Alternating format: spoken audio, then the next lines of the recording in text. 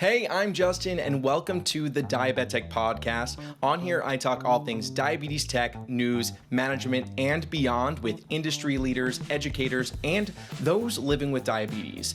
Today is a special episode for Pride Month. I've always felt like there is a relationship between being proud of my type 1 diabetes and having pride for being gay. Neither of these were choices, and both make me different from many of my peers.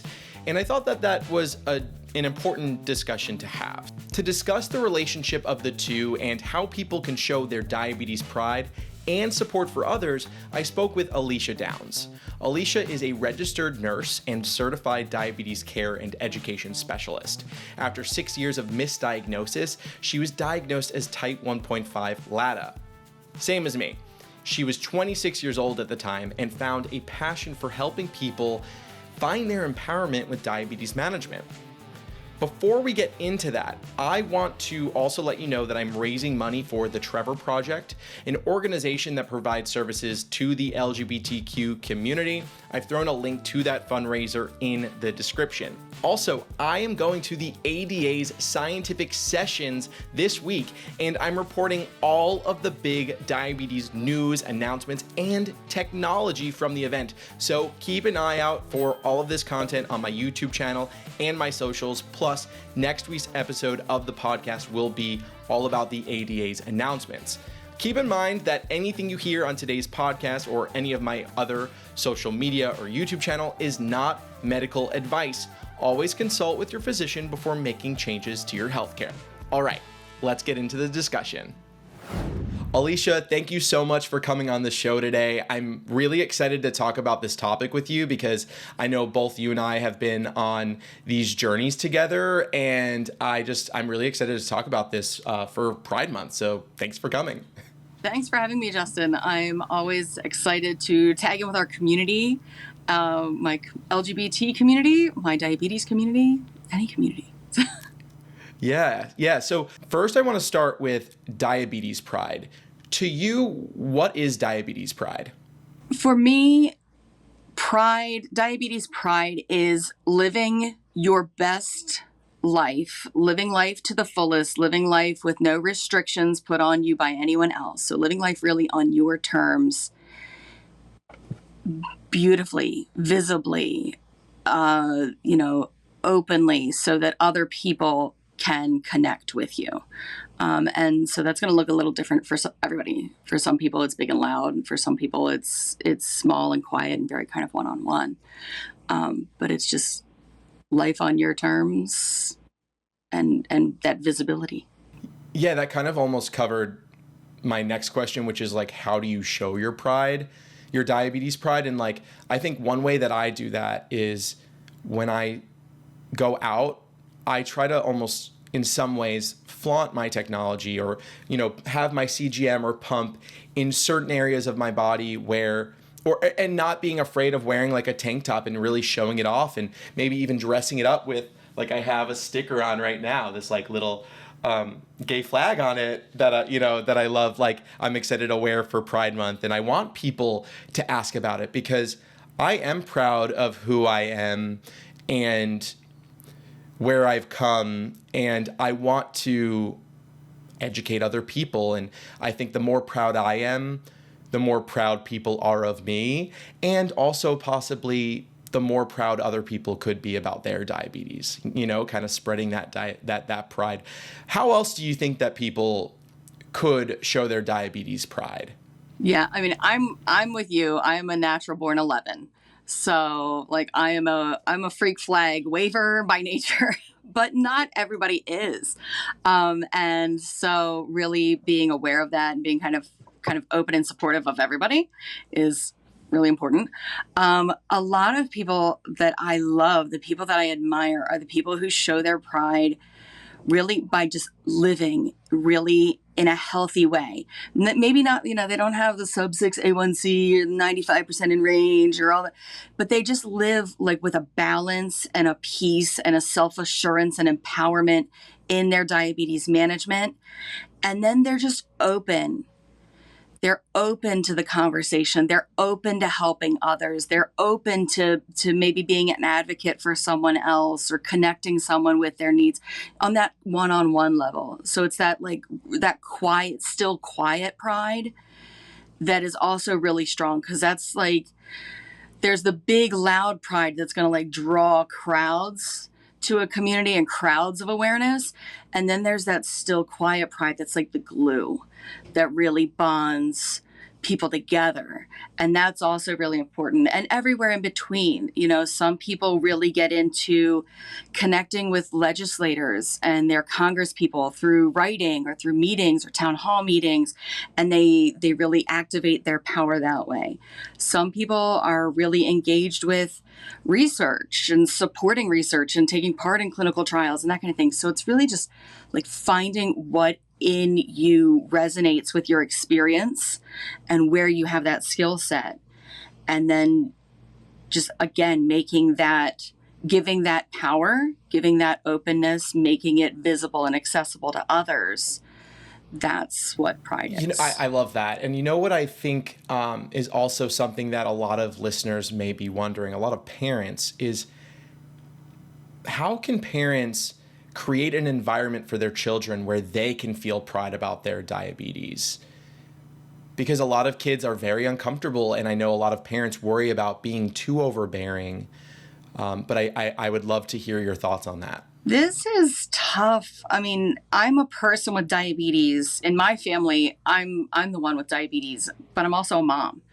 And I think just as a parent, as an adult, as a mentor in a young person's life, we're constantly thinking like, how do I strike the balance between lifting you up to be the greatest you can be, and to, you know, give you all your hopes and dreams and all of the amazing positivity for the future, but also give you the reality and the sort of boundaries to say, this is what you need to do to be healthy. This is what you need to do to be wise. This is what you need to do to be safe.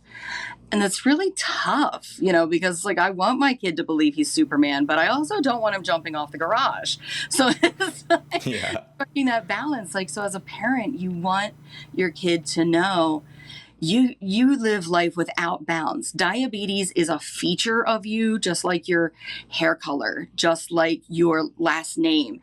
It is a piece of you that you didn't necessarily have any choice in, and that may not always be popular, and that sometimes you might not gel with. Sometimes it might not be comfortable, but it's a piece of you, and that it's part of that superpower in you, that there are all these positive attributes that go with it. But just like any superhero, you got to train it. Like, you can't just fly off the handle, or you're Superman just jumping off the garage. Like, we got to train this. We got to make sure it stays in a healthy bound too. Really making sure that your language of diabetes stays positive, that it's not good, bad blood sugars, that it's not, oh, we messed that one up. Oh, this food's always a disaster. Oh, you've got this, that's going to be a nightmare. You know, to wrap it around like, wow, that's going to be a challenge. This is definitely going to be suboptimal. Wow, this blood sugar is going to get tough, but it's probably going to be worth it. You know, those kinds of positive reframings, and always focusing on the strength, not the problem. Even if there is a legitimate problem, like my kid won't tell me that he's eating, so his blood sugar always goes to 400. Like focus on the strength. You know, but your resiliency, the way we bounce back. Like, yeah, you hit 400, but man, we are on it and we get it down quick. So let's just take that strength and build it like one more. And looking for every victory. We unfortunately are a culture that we're like, oh, you showed up, here's your participation award, woohoo. We like celebrate the empty victories, but we don't celebrate the really powerful ones. We don't celebrate when a kid comes back from a scary low without a complete and utter, you know, emotional breakdown. We don't celebrate when a kid handles a bully in a really compassionate and mature way. You know, we need to celebrate the real victories in life and let kids know that we see them. That was a wonderful a wonderful answer.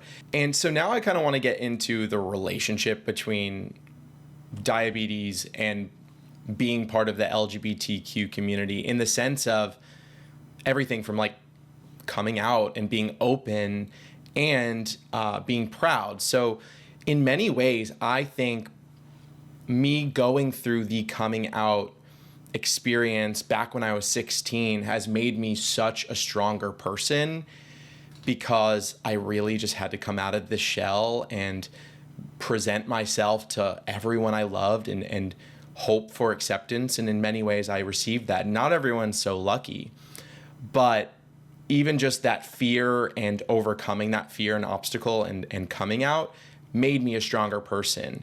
And I think it's part of the reason why now, I was only diagnosed 2 years ago, why since I've been diagnosed, that it's been such an important thing to me to be very open about having diabetes. If I go to a party and I'm running a little low and I'm meeting someone for the first time, I've actually said, I'm like, hey, it's so great to meet you. I have diabetes. I'm having a little bit of a low right now, so I can't really totally have a conversation right now.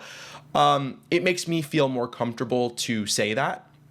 I'm not going to every party saying like, hey, I'm gay, but just living my authentic life and being open and honest, I think, is important to me.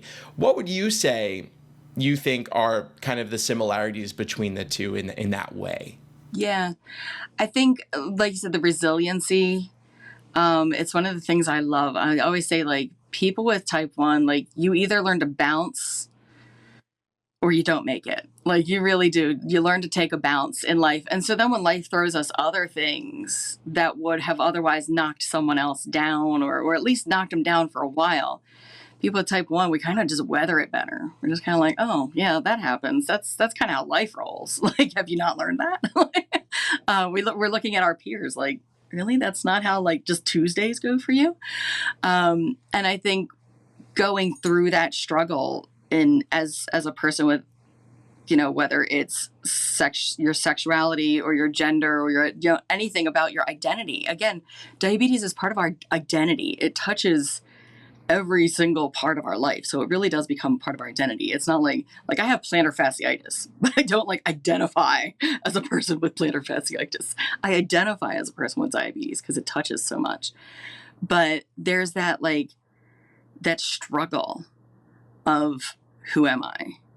What does this touch? What does it not touch? And kind of just figuring all of that out. How deep does this go? How shallow does this go? How deep do I let it go?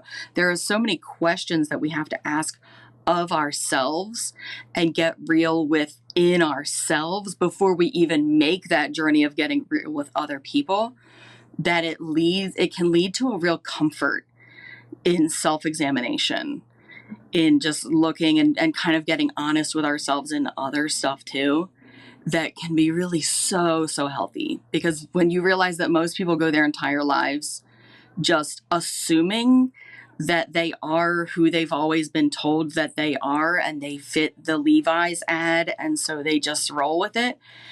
And I kind of go like, oh man, like, you missed that amazing 6-year time where you couldn't figure yourself out and just spent all this time digging and ripping into who you were and sorting through the pieces. You poor thing.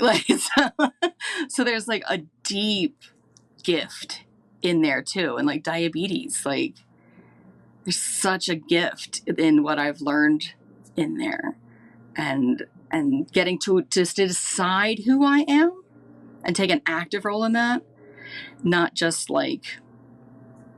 muddling through a label that I was given, healthy, female, straight, no, what's healthy actually mean? What do I call healthy? Gender, what's that actually mean? What do I call gender? Sexuality, what's that actually mean? What do I call that? What is that actually? Yeah, and I think in many ways, I've met so many people with diabetes who've had it for so long that they don't identify as diabetes. They just have diabetes, and that is totally okay. I think you and I are different beasts because we were diagnosed later in age, that we're like, I have diabetes, I have type 1, but some people don't want to be necessarily flaunting it, but they can still be proud of that part of them. And I think the same thing can be said about being part of the LGBTQ community, in the sense that you're born that way. Like, I was born gay. Did I know I was gay initially? No. Do many children grow up feeling different and knowing that they're different? They do. And I think we've almost come to a point now too in that community where you don't always have to come out. Like, it's just like, here's my, like, you just introduced your boyfriend to your parents. You're like, oh, great. Like, I think that that's so special. So I think there are definitely like more than two, but many different types of groups of people who identify as something or just are something, and different ways they show it. And we don't always have to come out about these things. We can just be living our authentic selves. And I think that's the most important thing, right? Is just like feeling comfortable with who you are and having the love and support of other people, you know? If there's somebody with pride, you almost don't have to ask. Like, if you really have pride in something, the people around you who actually matter don't need you to come out about it. Like, if I am really proud of my career and what I do for a living, like, the people who matter. Now, if I meet some random stranger on the street, they're going to be like, what do you do? And I'm going to have to be proud and say, I'm a nurse and a diabetes educator. But the people that I'm friends with, the people that I'm going to be connecting with relationally, somebody that I'm dating, they're going to know just through interaction with me. They're going to pick it up. It's going to be pretty clear because I'm proud of it. I'm not hiding it. I'm not smothering it. I'm not trying to turn it in internally and be all ashamed of it. Same thing with my sexuality, my gender, my identity. Same thing with my diabetes. Like, if you actually care about me, I'm not going to be able to hide this thing. It's going to be, and if I have pride in it, you're going to see it in how I live my life. You're going to pick it up. Even if you don't have the language to put around it, you're going to be like, you do a thing where you kind of look at food and like you look like you're doing something in your head, and then you like consult a calculator. Like, what is going on there? Like, you're at least that conversation is gonna happen. You don't have to be like, hi, Alicia, diabetic, gender non-labeled, and like, you don't have to like have your business card of everything. So many people feel pressured that they have to be like, hi, name, gender, sexual identity, complete health history. Like, that's nuts. That's when we all get barcodes. Like, that's what we see humans. Just live your life with authenticity, and those who matter will know, and those who don't matter probably don't need to know. Unless you want them to know, and then advertise. Yeah, and I think it also comes down to exposure, and more people have been exposed to gay lifestyles over the years, and I think that's part of the reason why a lot of people have become more accepting. They're like, these are good people.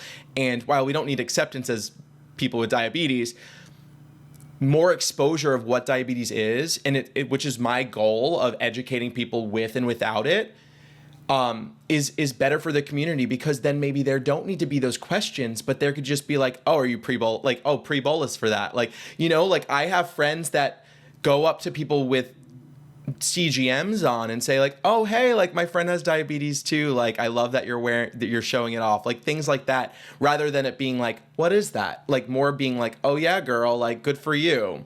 So I think that that's great. I want to get into what makes people with diabetes strong, because there are so many reasons that make us really strong people. What would you say are the reasons? From the moment you start on insulin, you are handed a medication, one of the most dangerous medications in the world, sent out into the wild, largely alone, to figure it out. Meanwhile, every day living with a disease that is actively attempting to end you, while going, nope, I think I'm going to use this potentially deadly chemical to battle that force. Like mind blowing. Like, this is literally the stuff of like Jason Statham movies. Like I have to take this chemical every 24 hours or I'm going to die. Like, this is literally the stuff they write action movies about. So that is pretty innately badass. Like, I tell patients every day, you wake up badass. Like you nailed it. You nailed something every day you wake up. So take that as a win, and the fact that we don't on day one get that massive weight put on us and immediately die of the stress just alone speaks volumes to our mental health and coping skills. Like, so many people are like, oh, I can't manage my diabetes because I have such bad anxiety, because I'm such a head case, because I'm so bad at this and I'm so bad. Yo, you got like the most insane diagnosis and the most insane way of managing it on earth dropped on your head completely out of the blue, and you kept on keeping on. That is a level of coping and resiliency that the vast majority of the human race will never have to reach. And you are living with it. Like, that is epic strength.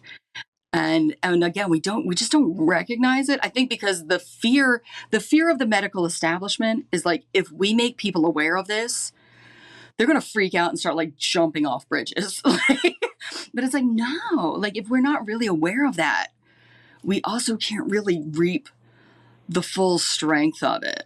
Like, we are lifting mountains, but just like nobody noticed that that's not. Yeah, I mean, what you said like really struck a chord with me, because I remember being so afraid about my diabetes, and I just think I've become so much stronger today because of it. But that's also something I try to educate others without diabetes about, which is like, every meal I eat is a calculated decision. Every time I go on a bike ride, like, I need to think about it an hour in advance, ideally.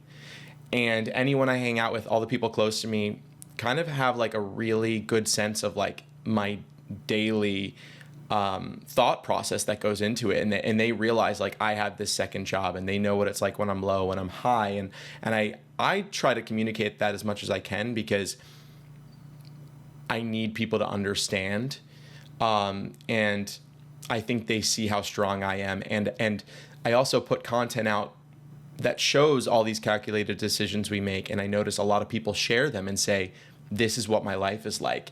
And I think that's important. I think it's important for people to understand what our lives are like, but I also think it's important for people who have diabetes to understand that it is okay to feel overwhelmed, that diabetes is a lot of work, and I think my content helps them relate. And that's why it's important to me. Now, how can we use this strength for good? Obviously, I am using it in some way, but are there any ways that you think people can use this strength to help others, I guess? Yeah, to me, it's all about community.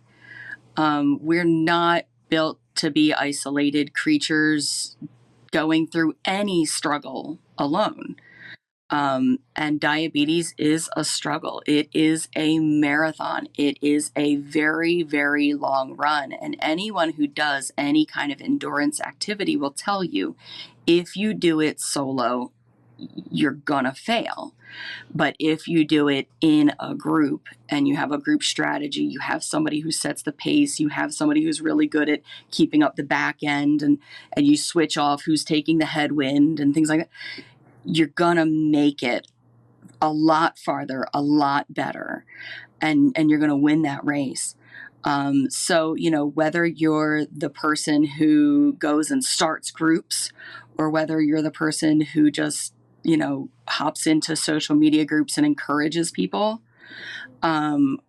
really sharing the victories, finding any place you can plug in to a community or start a community or be a part of a community is huge.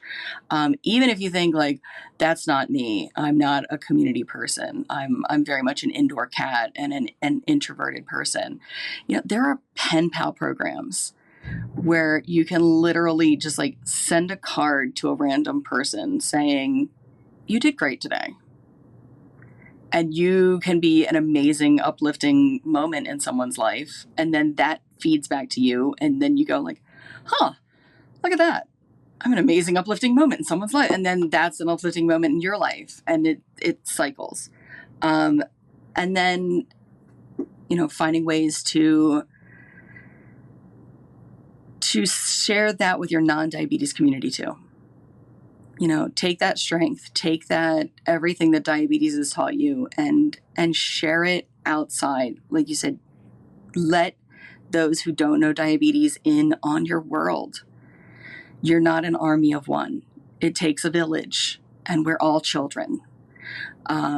And so reaching out and letting people in. I realized for years, I was married with diabetes for 13 years, and it took 13 years for me to look up and realize I never let anybody in and let them take an actual active role in helping me.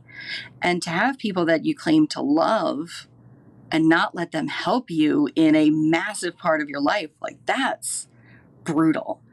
That's like, claiming to love somebody and not letting them in on if you had cancer and you just never told your husband, like that's nuts. That would be like people the world over would be like, that is emotionally abusive. How could you do that? But to be like, yeah, I have type 1 diabetes and I just managed it on my own and he's not involved is like the norm. So really just connecting is the best way. Yeah, and that kind of takes me to where I wanted to go with community, and specifically social media too. I feel like there's so much bad about social media that we talk about, but there's so much good too. And I've been able to find that and harness it, and it's become really important to me. How has social media transformed the diabetes community, you think? Oh my gosh. I mean, I can't even imagine where diabetes without the social media community would probably be more or less where it was when I was diagnosed 15 years ago. And even then, the social media community was moving. It was a burgeoning thing, but it was moving.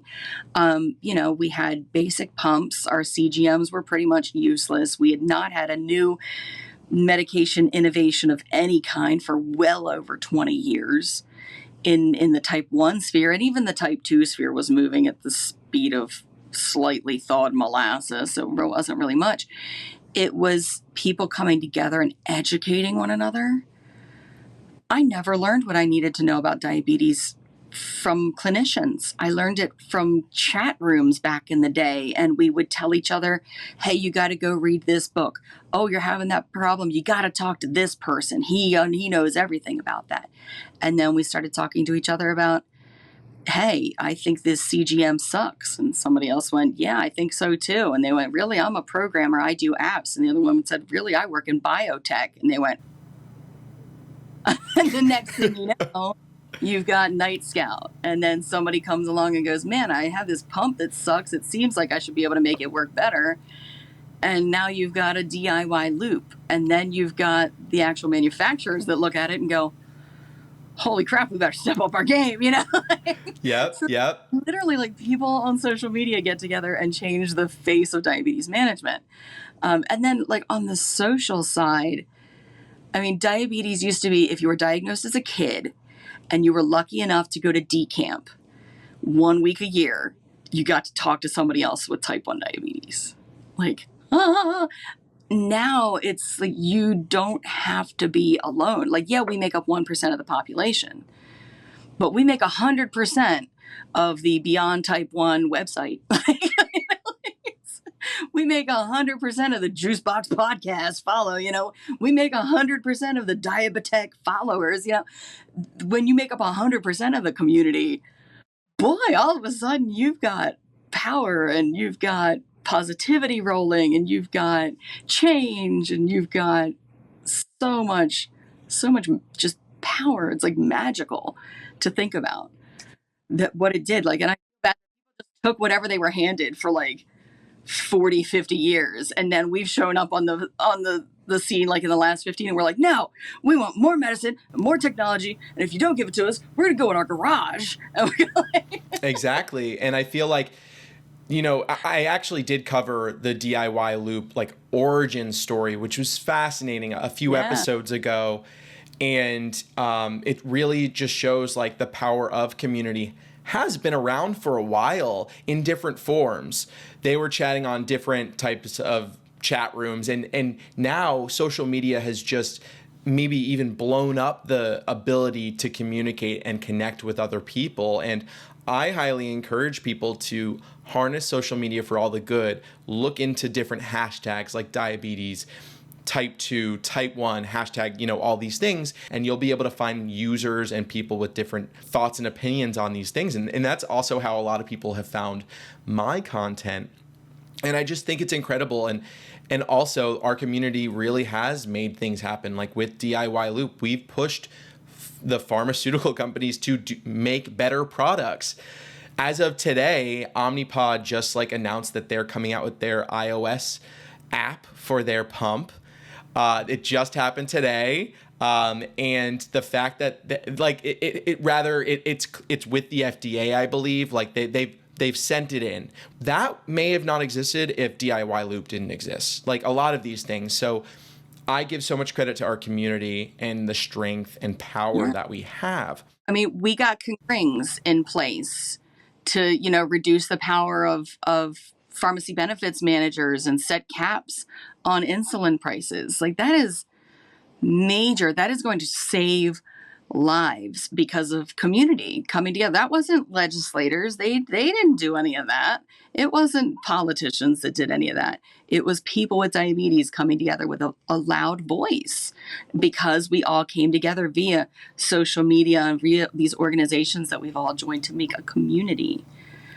Exactly. And you know what? The same thing happened with the gay rights movement and continues to happen today, fighting for rights and acceptance. It needs to keep on happening. And same with diabetes. We need to keep on pushing for insulin for all.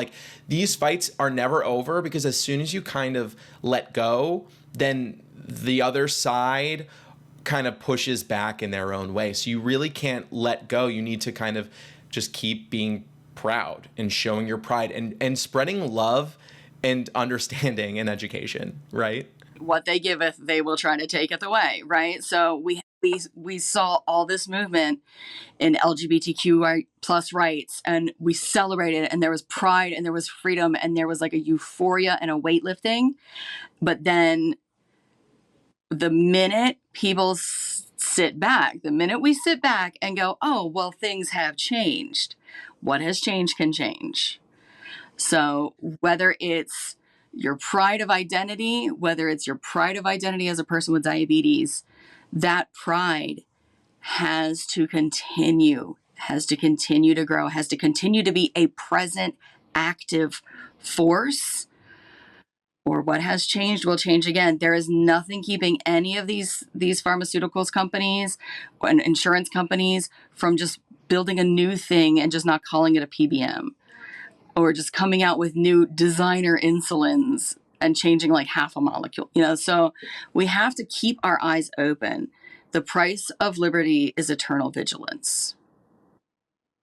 And that's still true. And that's why we do Pride. That's why we have a Pride Month. That's why there's an actual concept of communal pride demonstration, because we have to keep ourselves aware, not just keeping the community aware of the fact that we are here and we are whole and we are human, but keeping ourselves in remembrance of hey, when we let down our vigilance, we're going to do ourselves a disservice somewhere. To close things up, I just want to kind of get a little more personal between you and I. So I want you to kind of think back to your younger self. You're gender non-binary. That's something you kind of were able to kind of open up about or realize about yourself later in life. What would you tell yourself earlier in life about how things will become better or just more clear to you? I would tell myself that you've grown up in a world where people feel safe by putting labels on everything because they're scared of what could be. They're scared of what could be bad, but they're also kind of scared of what could be good. And so don't feel the need to label. Just do you. And at some point, someone who's good with words may or may not come up with a label that kind of rubs you the right way. And you go, hey, that kind of feels like me. And then don't get too attached to it, because 2 years later they might change it and you'll go, I'm called a what now? So just be you, whether that, just connect to that thing in you that is you, and just be that. And the world will figure out what they want to call it, and it'll probably never fit. What about when you were diagnosed with diabetes? What would you tell your younger self when that happened, how things will get better? Girl, perfect ain't a thing, and control ain't a thing. And you're going to have to let that go. And you're going to have to face a lot of demons to get there. But it's worth it. And the best phrase that you will ever say is, I don't know. And you'll learn to say it with a smile. And you'll say it when someone asks what a carb count is. And you'll say it when someone asks what's wrong with your pump. And you'll say it when someone asks, so how do you identify? And you just look at them and you go, I don't know. Yeah, I think what I would tell my younger self 2 years ago, when I was in the car crying because I thought I'd have to use insulin. I was told I'd have to use insulin for the rest of my life, and I didn't understand how I could live a full life with that. I would tell myself that things are going to get better. They're going to get more clear. You're going to learn so much that's going to make you so much more intelligent, and you're going to join this incredible community. And what you think right now, I'm trying not to get emotional. What you think right now is your biggest weakness will actually become your biggest strength, and will take you down a path that will completely change your life and your career and your passion, and will lead you to today's podcast. Alicia, I want to thank you so much for joining me on the show today. This was a really meaningful conversation for me, and I'm sure many viewers. And it was really special. I'm glad we could have this conversation. Me too, Justin. Thank you so much. Sometimes in diabetes world, we talk a lot of clinical stuff, and it's really nice to talk about kind of what gets the heart beating a little bit.